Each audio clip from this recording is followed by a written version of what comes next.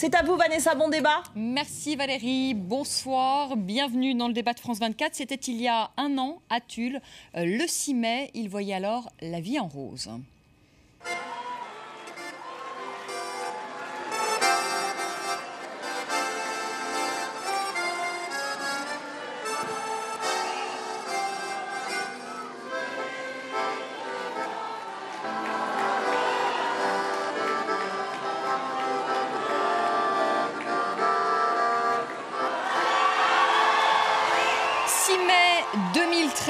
Un an après, François Hollande ne voit plus la vie en rose. Il est au plus bas dans les sondages. 76% des Français jugent plutôt négatif le bilan du président de la République, selon le tout dernier sondage TNS Sofres, du jamais vu, sous la 5e, après un an de mandat. Alors comment expliquer ce désamour? La faute à la crise uniquement ou à la politique menée par le président? Quelle est aujourd'hui sa marge de manœuvre? Eh bien, on en parle ce soir avec nos invités, avec vous, Édouard Doré-Ancipel, bonsoir. Vous êtes porte-parole du Parti Socialiste, vous êtes député PS de Seine-et-Marne. Éric Brunet, bonsoir. Bonsoir. Vous êtes journaliste, auteur de Sauf qui peut, et je montre votre dernier ouvrage. C'était aux éditions Albin Michel. Maurice Ulrich, bonsoir. Éditorialiste au quotidien français L'Humanité. Et on attend d'une minute à l'autre Sébastien Huyck, qui est député UMP du Nord. Avant de commencer ce débat, on va tous écouter le Premier ministre Jean-Marc Ayrault. C'était hier soir chez nos confrères de TF1. Jean-Marc Ayrault qui s'explique sur l'impopularité de François Hollande. On l'écoute. Quand on est au gouvernement dans une période de crise, c'est difficile. Et si vous cherchez absolument à avoir des scores de popularité, c'est que vous ne faites rien. Et moi, je ne veux pas éluder les problèmes. Je veux les attaquer à la racine. C'est ce que fait le gouvernement. Édouard Doré-Ancipel, c'était un triste anniversaire, le désenchantement des Français. Aujourd'hui, le président de la République est au plus bas dans les sondages.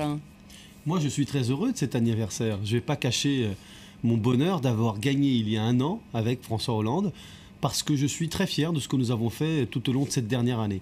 Mais je n'ai pas de place pour l'autosatisfaction, parce que le moment est difficile, que le chômage est toujours là, que la crise elle dure.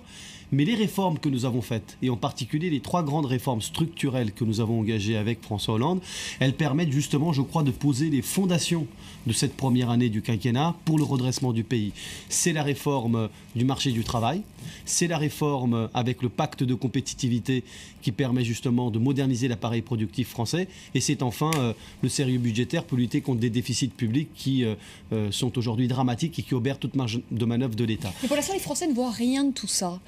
Des résultats de ces réformes. Ils voient le chômage qui augmente, 10,2% de la population active. On a touché un plus haut le mois dernier, le plus haut de 1997, 10,2% de la population active, 3 200 000 chômeurs en France. Et ils ont le sentiment pas de voir encore les fruits de ces réformes. Ils sont désenchantés. Non, mais je vais vous dire, Vanessa Brugaf, c'est très simple. C'est d'ailleurs très étonnant, c'est paradoxal même, puisque nous avons tenu nos engagements quasiment aux 2/3. C'est-à-dire que vous avez, sur les 60 propositions de François Hollande, plus de 45 qui ont déjà été votées à l'Assemblée nationale et au Sénat.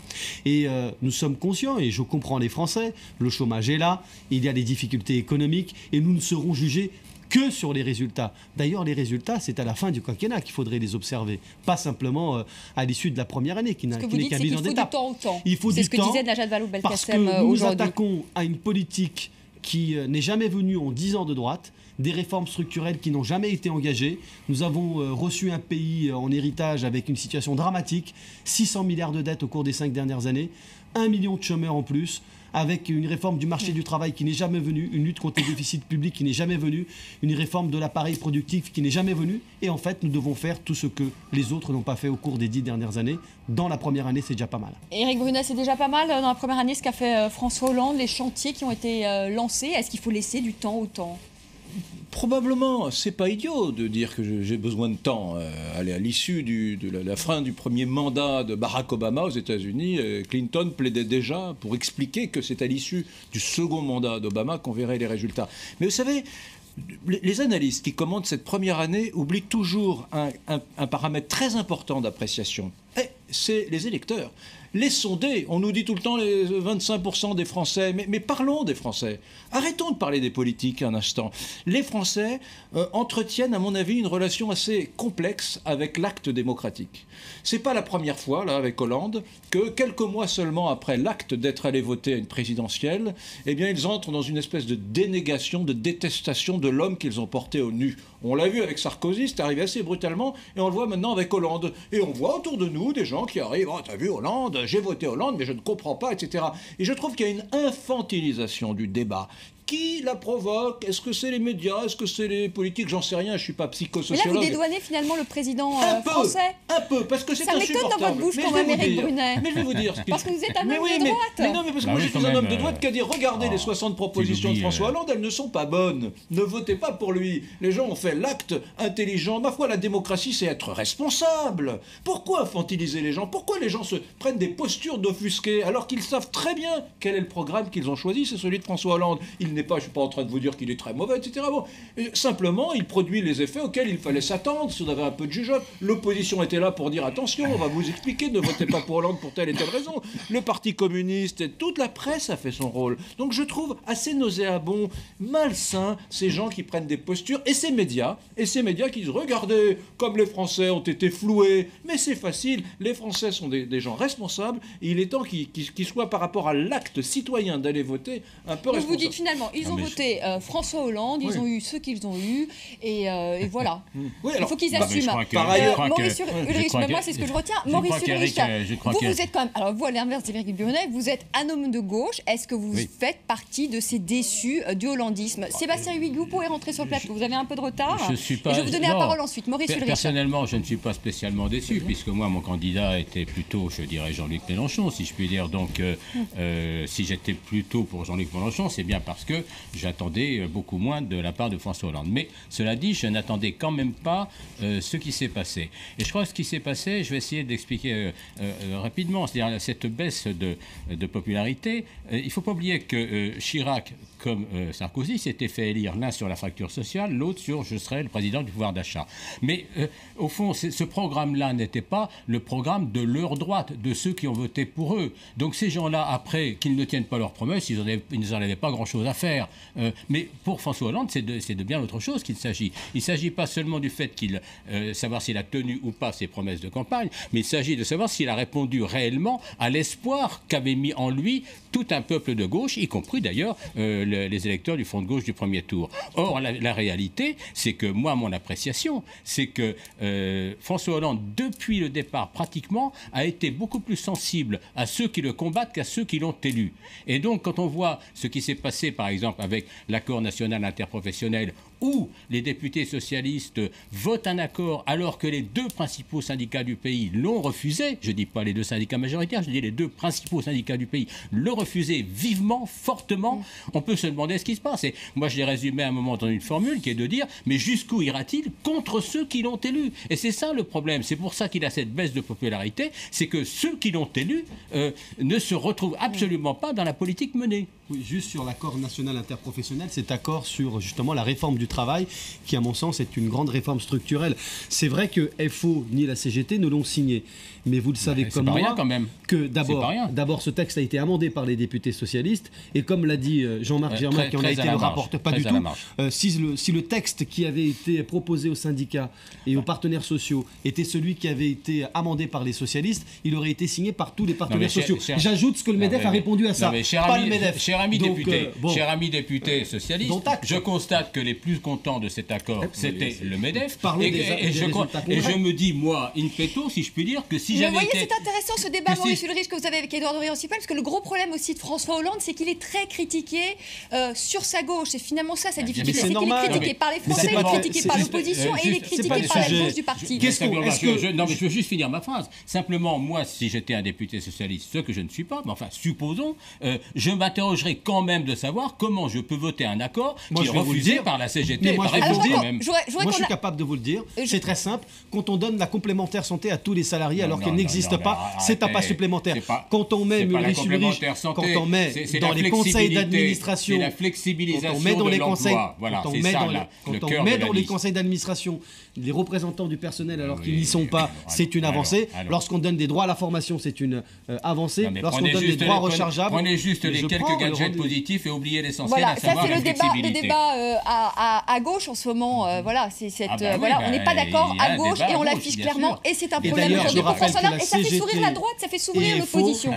On a apporté beaucoup pour obtenir des choses dans cet accord, même s'ils n'ont pas signé. Alors, Sébastien Huyghe, il a plutôt envie de pleurer. Vous qualifieriez cette année de présidence comment un échec? Je voudrais qu'on regarde comme cette affiche de l'UMP, un échec. L'affiche veut tout dire, c'est un échec sur tous les plans, c'est-à-dire au bout d'un an de François Hollande, L'échec, affiche de l'UMP. En échec sur l'emploi, avec près de 1300 chômeurs de plus par jour. On est en échec sur les déficits, où on sait maintenant que les 3% sont complètement abandonnés et repoussés à 2 ans. On est en échec sur la sécurité, où il y a en un an 75 000 victimes de plus. On est en échec sur la République irréprochable. On l'a vu avec l'affaire Cahuzac, avec l'affaire du PS dans le Pas-de-Calais, l'affaire du PS dans les Bouches-du-Rhône, tout ça est par terre. Véritablement, c'est un échec sur tous les plans. Et François Hollande porte une lourde responsabilité, parce que lorsque vous regardez chez nos voisins européens, l'Allemagne s'en sort vraiment bien. Vous regardez même les chiffres qui sont tombés aujourd'hui sur le chômage en Espagne, où ça y est, le chômage diminue. On retrouve quelques couleurs. Que l'Allemagne est en train de rentrer dans la crise. Notre pays est en train de sombrer, parce que la réalité, c'est qu'on doit réparer 10 ans de dégâts de droite. Pour terminer, je vous ai laissé aller jusqu'au bout. Et ensuite, Édouard de Rient. Toutes les mesures qui sont prises sont incohérentes les unes par rapport aux autres. Et on voit bien, avec le débat qui vient d'avoir lieu, que François Hollande est tiraillé entre son aile plutôt centre-gauche, et puis son aile gauche, voire d'extrême gauche. Donc il veut ménager la chèvre et le chou, et finalement il ne se passe rien. Et Sébastien Huyghe, la vérité, c'est que c'est toujours plus facile aujourd'hui d'être dans l'opposition aussi aujourd'hui, parce que finalement on est en pleine crise, en plein marasme. Dominique, il y a quand même un problème dans ce que vous dites. On voit les résultats. Ce qu'il y a, c'est qu'on voit les résultats qui sont catastrophiques. Je vous dis, 1300 chômeurs en moyenne de plus par jour. Il y a quand même, regardez, avec la crise, avec la crise qui existait, c'est la crise, on s'entend plus. Cacophonie, Sébastien Huyghe, je voudrais que Maurice Sulrich vous réponde. À moins de la moitié de chômeurs de plus. Il y a quand même un problème dans ce que vous dites. C'est-à-dire que autant moi je suis critique sur le bilan de François Hollande, autant je ne vois pas en quoi vous pouvez vous prévaloir de quelque bilan positif que ce soit. Parce que effectivement, que l'héritage revendiqué par nos amis socialistes soit invoqué un peu à tout bout de champ pour justifier effectivement ce qui me semble insuffisant de cette politique, c'est une chose. Mais l'héritage, en l'occurrence, il existe. Et je suis désolé, le redressement de la France sous Nicolas Sarkozy, on le cherche encore, voyons. Les réformes ont été faites. Quand est-ce que vous avez dit sur la sécurité, excusez-moi, mais là c'est une énormité. Dire que l'insécurité a progressé depuis l'élection de François Hollande, c'est une contre-vérité absolue. Ah non, c'est la réalité. Ne confondons pas. D'ailleurs, Manuel Valls veut modifier le thermomètre parce que la température ne lui plaît pas. Édouard de Rient-Sipel, dernier sondage. S'il y avait une présidentielle demain, Nicolas Sarkozy gagnerait cette présidentielle, et surtout, très inquiétant, Marine Le Pen.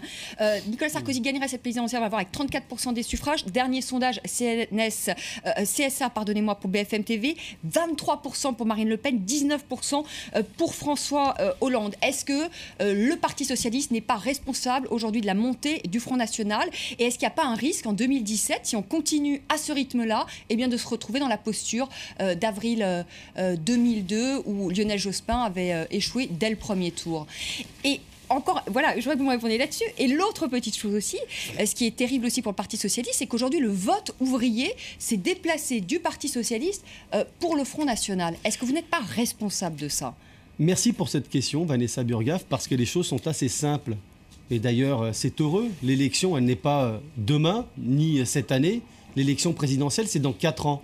Donc, y compris si on interrogeait si l'élection avait lieu maintenant, je pense que le sondage serait tout à fait différent parce qu'on serait dans une élection réelle. Ne confondons pas les sondages qui sont une photographie du moment. Les Français eux-mêmes savent répondre à un sondage pour dire voilà ma colère du moment et qu'ils l'expriment. Là, on est en jugé en valeur absolue. Alors que, en fait, la réalité, c'est que nous devons être jugés en valeur relative. Quel est le projet qui est en face avec Sébastien Huyghe? C'est avec M. Fillon ou avec M. Copé de revenir de 35 heures à 39 heures, payé 35. C'est de faire une méga RGPP qui supprimerait encore plus de services publics dans ce pays alors que c'est la grande crise. Moi, je suis tout à fait lucide sur la situation que nous avons héritée. Vous avez tout simplement fait des dégâts gigantesques dans le pays et moi je suis tout à fait conscient pour réparer avec François Hollande les dégâts que vous avez commis au cours de ces 10 dernières années. Moi ce qui m'inquiète, Sébastien Huyghe, je vais vous dire ce qui m'inquiète dans la logique qui est la vôtre. Parce que vous n'avez pas d'autre politique alternative que faire du Sarkozy Empire. Et ce qui m'inquiète aujourd'hui avec l'UMP, c'est que vous êtes en train de faire même pas une alliance, parce que c'est pas ça le sujet. Vous êtes en train de faire une symbiose en courant derrière le Front National avec le Front National. Et ça c'est très dangereux. C'est ça qui fait monter le Front National. Vous avez toujours joué avec le feu, avec le Front National, et maintenant la porte vous revient dans la figure. Je suis l'élu, et vous aussi, vous êtes un député dans une circonscription où peut-être il y a du Front National haut dans un certain nombre d'endroits. Dans certaines communes de la 8e circonscription de Seine-et-Marne, le Front National a été à 20 ou 25%, même si en moyenne il est autour de 14%. Je sais très bien ce qu'il représente, et ce n'est pas du tout, Vanessa Burgaf, pour vous répondre, la politique que l'on mène qui fait monter le Front National. Non, pas du tout. C'est la base. Nous devons répondre à la question fondamentale. Moi j'ai parlé de 15 secondes. Alors maintenant on écoute des arguments. Laissez-moi parler juste 15 secondes. On discute du sexe des anges. Là. On va parler maintenant du bilan de Sarkozy. Il a fait 1317 promesses de réforme. 1317, voilà. Il en a initié 967. Ça fait plus de 70%. On ne peut pas dire que Sarkozy n'est pas tenté de réformer ce pays. Il est probablement des présidents de la Ve République celui qui s'est le plus attaché à la réforme du pays. C'est une réalité statistique. Voilà. Deuxièmement, il faut surtout éviter de décontextualiser. Éric Brunel termine, s'il vous plaît. Première règle, première notion qu'on apprend en première année d'histoire, c'est qu'on ne décontextualise pas. On ne va pas prendre Léon Blum et dire si on compare ce que fait François Hollande, ça n'a rien à voir avec Léon Blum. Non, c'était en 1936 et l'autre, c'est en 2013. Donc, bien évidemment, nos amis de gauche ne cessent de dire que Nicolas Sarkozy a augmenté la dette de la France en 2008 au moment de la crise. C'est vrai, et à l'époque, tout le monde était d'accord. Parce que le paradigme était différent, parce que le monde change, parce qu'il y a une tectonique comme ça, des réalités politiques. Mais il n'a pas supprimé le bouclier fiscal. Et à cette époque, non, mais c'est un autre autre sujet. mettre un moratoire, il a endetté la suspendre. France, et je me souviens du Parti socialiste, moi je les avais dans mon émission sur RMC, qui disait mais il devrait endetter la France davantage. Il ne faut pas avoir peur de lancer de grands chantiers publics pour sortir la France de l'ornière. À l'époque, il fallait supprimer c'était l'action centrale. Et la gauche qui est en train de crier aujourd'hui, de vociférer contre l'endettement de la France, en réalité souhaitait qu'on l'endettât davantage à cette époque. Donc vous voyez, les choses sont très complexes. Donc c'est un peu facile. Aujourd'hui, juste une chose, pour en terminer avec ça. Je crois qu'il y a vraiment une souffrance matricielle de Hollande. C'est que c'est vrai, il est ballotté entre ce Montebourg souverainiste et anti-européen et ce Moscovici qui est beaucoup plus sophistiqué, européen et pas du tout souverainiste. Bon. Et c'est la tragédie du Parti socialiste aujourd'hui. Et il ne choisira pas. Et c'est pour ça qu'on peut s'inquiéter aujourd'hui de la destinée de ce pays, parce que finalement, l'opposition qui est entre Ulrich et le député Sipel, c'est l'opposition de la gauche. C'est la gauche de la gauche qui dit... Ne vous inquiétez pas, on sait se rassembler dans les moments... Mais non, vous n'y arriverez pas. Vous n'y arriverez pas parce qu'il y a autant de différence entre vous deux qu'entre un député et un souverainiste. Entre un député de l'UDI et un type du Front National. Vous connaissez bien la politique. Ne doutez pas de la capacité de la gauche dans son ensemble de rassembler, et de rassembler très large, comme le 6 mai 2012. Ok, on fait une petite pause. On se retrouve pour la seconde partie du débat dans un instant. Nous parlerons aussi d'international et du bilan aussi à l'international de François Hollande, et nous reviendrons aussi sur son bilan économique. À tout de suite.